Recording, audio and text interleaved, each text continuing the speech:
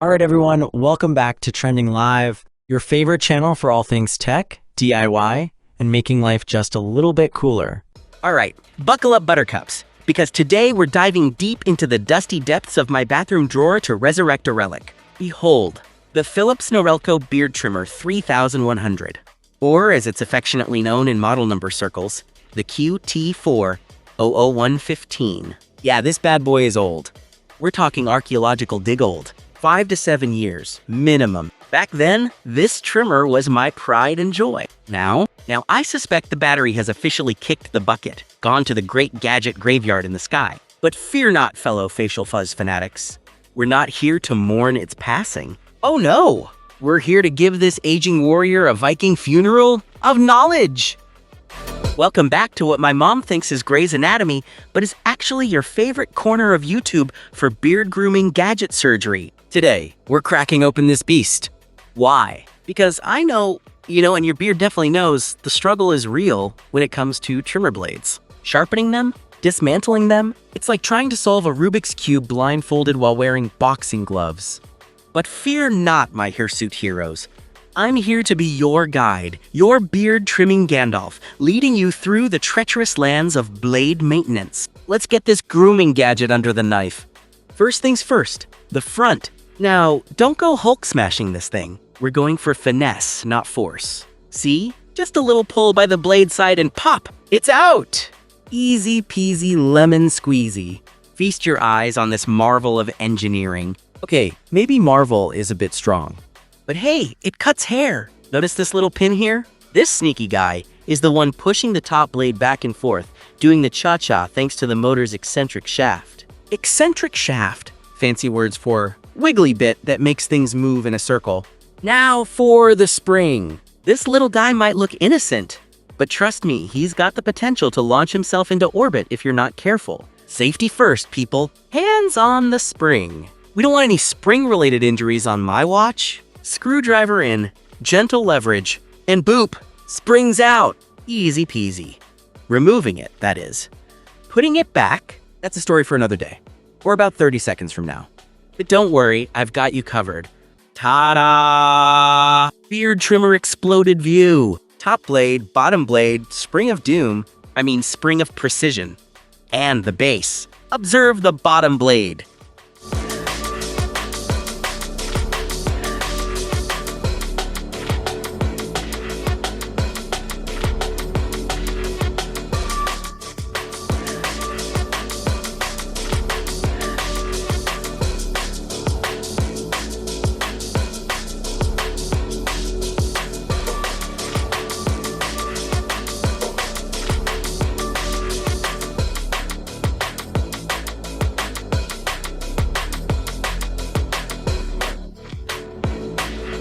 Ew, Grime City. This baby has seen better days.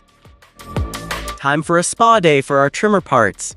Rubbing alcohol, my trusty sidekick for all things grime-related. And sandpaper, because who doesn't love a little DIY sharpening action? Face first! Alcohol, brush, scrub-a-dub-dub. We might not get it back to factory fresh, but we can definitely banish some of this. History. Much better, right?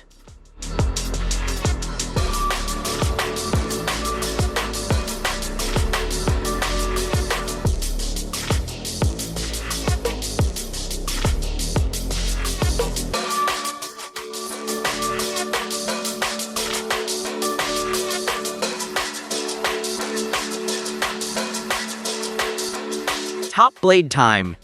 Now, I could try to separate this plastic bit, but yeah, no. This plastic is looking fragile, like it might crumble if I breathe on it wrong. Don't want to risk a plastic apocalypse. We'll just sand the bottom. That's where the magic happens anyway, where it rubs against the bottom blade and, cuts things. Sandpaper action.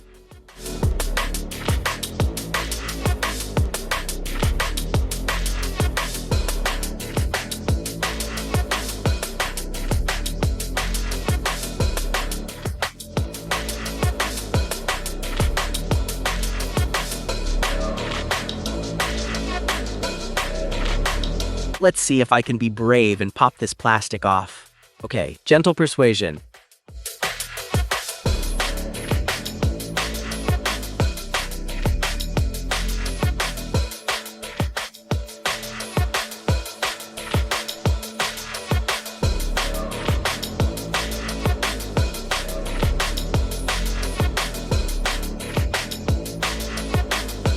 and pop! It's off! Look at that, 2 pieces. Didn't even break it.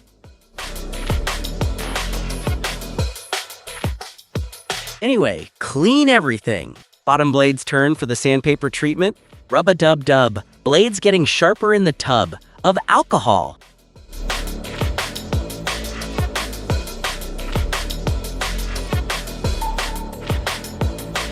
Clean enough. So how does this whole hair chopping contraption work? Basically, these 2 blades rub against each other like this. Top blade goes left and right, bottom blade stays put, and bam! Hair gets snipped. Curly, straight, rogue nose hairs. You name it, these blades have seen it all. Let me show you on paper.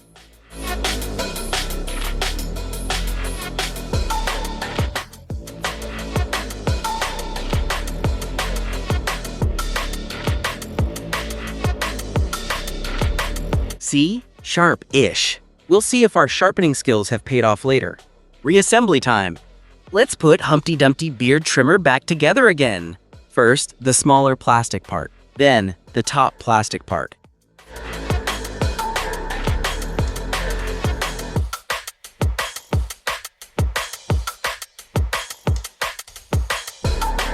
Push it together. Click. Done.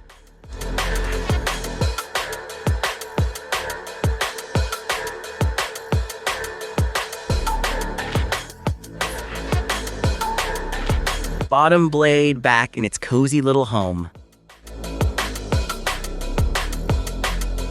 Top blade on top.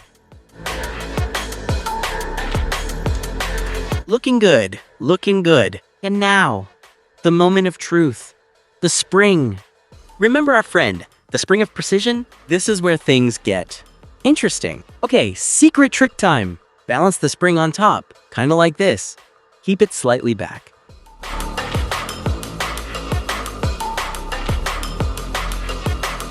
Now, the U-clip.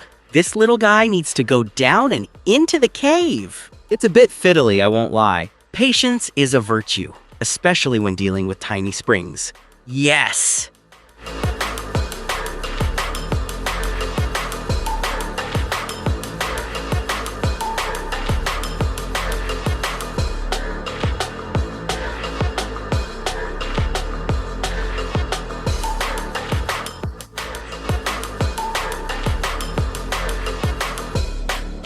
Clip in the groove. Now, push the spring into place. Click. It's done! Spring reinstalled. Victory is ours. Now, quick pro tip for you lazy groomers out there, and I say that with love. Don't want to go through all that spring-any drama? There's a simpler way to kind of clean it. See this little gap? Slide a piece of paper in there, wiggle the blades left and right. It'll help get some of the gunk out. And if you're feeling ambitious, you can even sneak a tiny piece of sandpaper in there for a mini sharpening session without full disassembly. Boom! Lazy groomer hack unlocked. Sharpness test time! Did our DIY blade spa day work? Let's find out! Sharp, but not razor sharp. Let me fold the paper. Now let's see.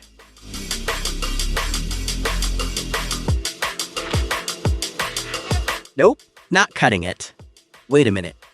Something's not quite right here. Oh, dude, I think I accidentally put the bottom blade upside down. Oh no! Seriously? Guys, bear with me. This is live, unedited, real-life beard trimmer surgery. All right, gotta redo everything.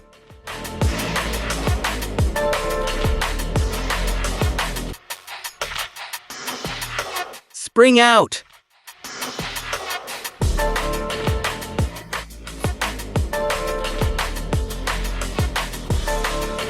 Top blade off.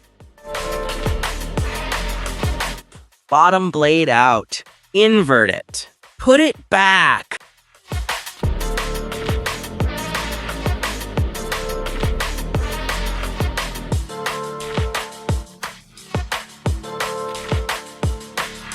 Let's just test this blade before I put the spring back in and potentially launch it into the stratosphere again. Okay. Cutting. We have cutting action. Redemption arc. Starting now. Springtime, round 2.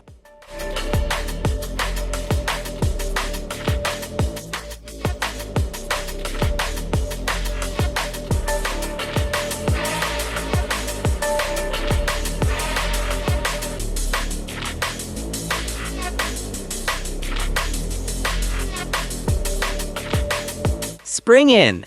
Let's test it for real this time.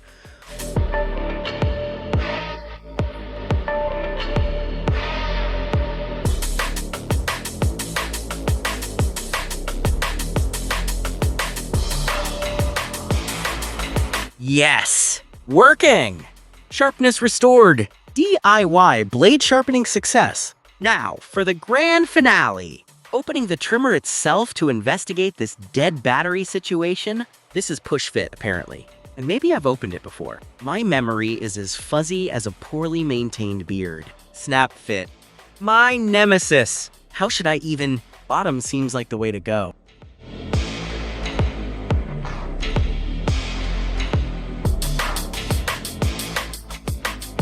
Okay, it's coming apart, but it doesn't feel right. Even for an old, possibly damaged gadget, I hate forcing things. I'm not one of those guys who just destroys electronics for testing purposes.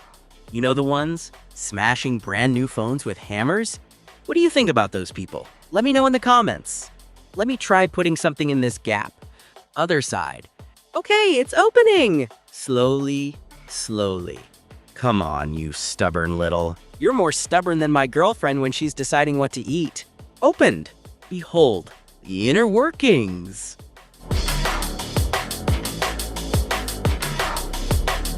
We've got these two probes for charging. And the culprit, the rechargeable battery.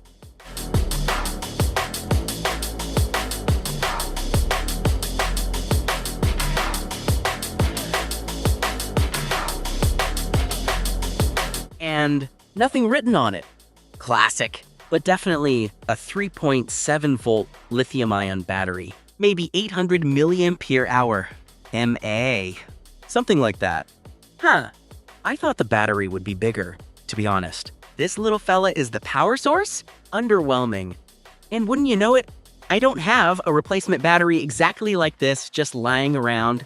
But fear not, knowledge seekers. If you're interested in replacing your battery, I'll try to find a similar one and put a link in the description below. For now, let me just clean this up a little and close it back up. And that, my friends, is all she wrote for this episode.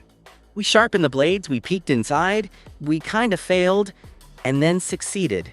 It's been a journey. That's all, folks, for this video. If you have any other brilliant ideas for teardowns, repairs, or just general gadget shenanigans, drop them in the comments below. Maybe even send me your broken gadget. Who knows what we'll dissect next? Until then, stay sharp, stay smooth, and I'll catch you in the next one.